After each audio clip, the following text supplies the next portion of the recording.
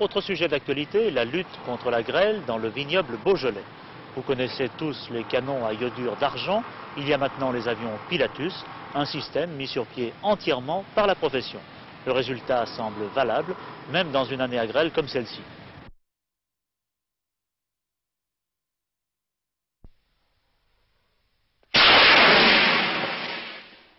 Oui, alors dis donc, moi, actuellement, j'ai un écho sur le radar qui est dans le 270 à 30 km.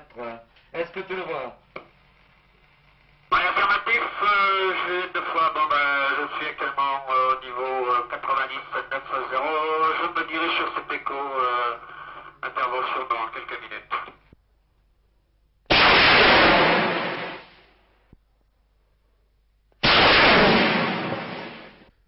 Pour le producteur de fruits, le maraîcher, le pépiniériste, l'horticulteur, la grêle reste un danger permanent.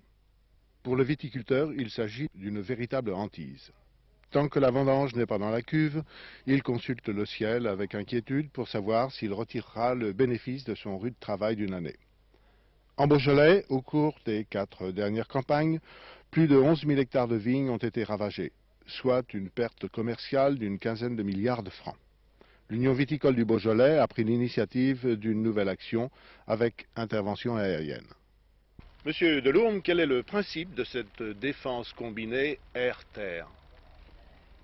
Le principe repose d'abord sur la formation de la grêle qui se fait à l'intérieur d'un nuage qui est comme celui-ci, qui est le cumulonimbus.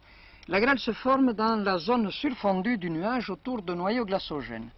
Il faut donc, pour empêcher les grêlons de grossir, multiplier le nombre de ces noyaux glaçogènes par un ensemencement, et il faut que cet ensemencement parvienne à l'intérieur du nuage. Nous avons pensé que la meilleure façon pour que les noyaux glaçogènes y parviennent, c'était de les y apporter, mais cela se passe à des altitudes assez élevées, c'est-à-dire entre 3000 et 7000 mètres environ. Alors nous avons pensé à deux moyens.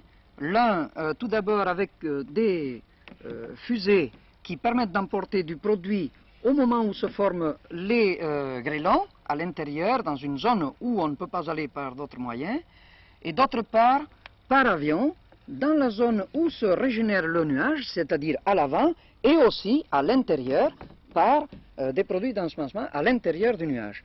C'est le principe admis, on peut dire, dans le monde entier, c'est-à-dire l'enrichissement de volume nuageux en noyaux glaçogènes.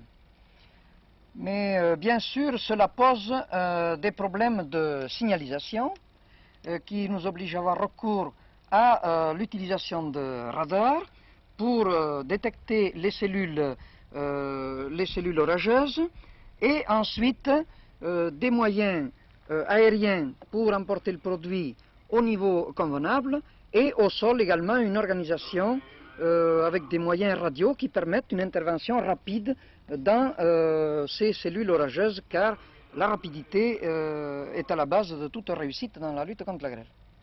Monsieur Lavarenne, Monsieur Mézières, vous êtes tous les deux responsables de ce syndicat de défense grêle. Oui.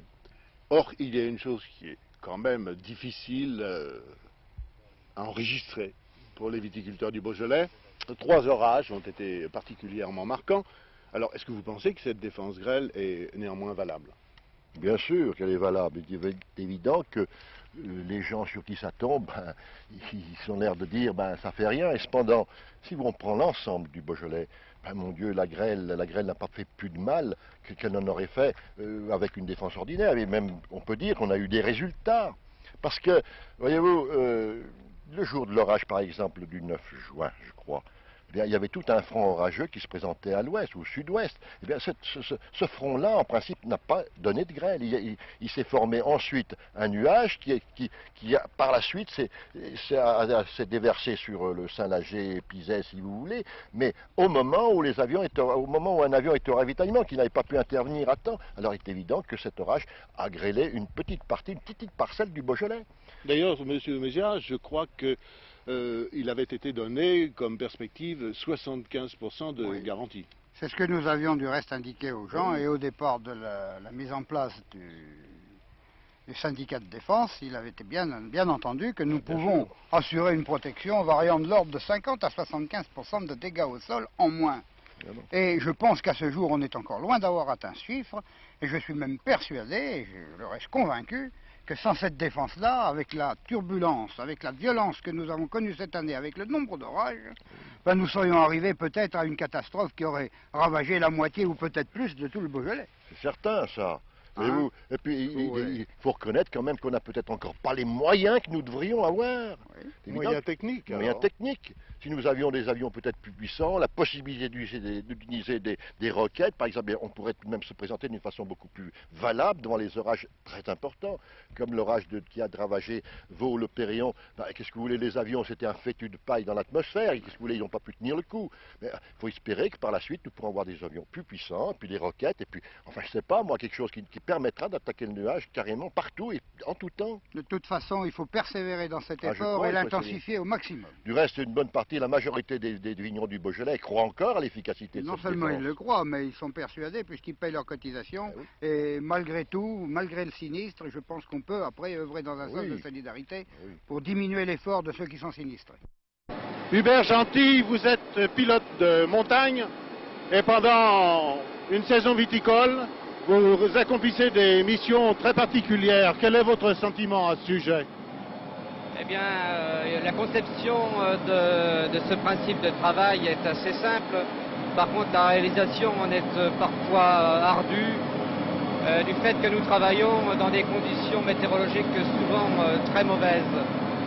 En effet, on traite des nuages cumulonimbus, donc il nous faut travailler au plus près de ces nuages qui nous apportent souvent de fortes turbulences, de fortes couches de givre sur nos avions et qui soumettent les avions aussi à des chutes de grêle très intenses. Enfin, à aborder les cumulonimbus, quand on sait que les avions de transport à gros tonnage et à rapide vitesse n'y passent pas, avec nos petits avions, on a quand même un peu parfois d'appréhension d'intervenir et d'aborder ce genre de travail. Monsieur Bréchard, sur quelle base l'Union viticole du Beaujolais a-t-elle décidé d'accorder son crédit à cette défense grêle? Vous n'ignorez pas que les viticulteurs et leurs organisations ont toujours éprouvé, en ce qui concerne la grêle, une grande crainte.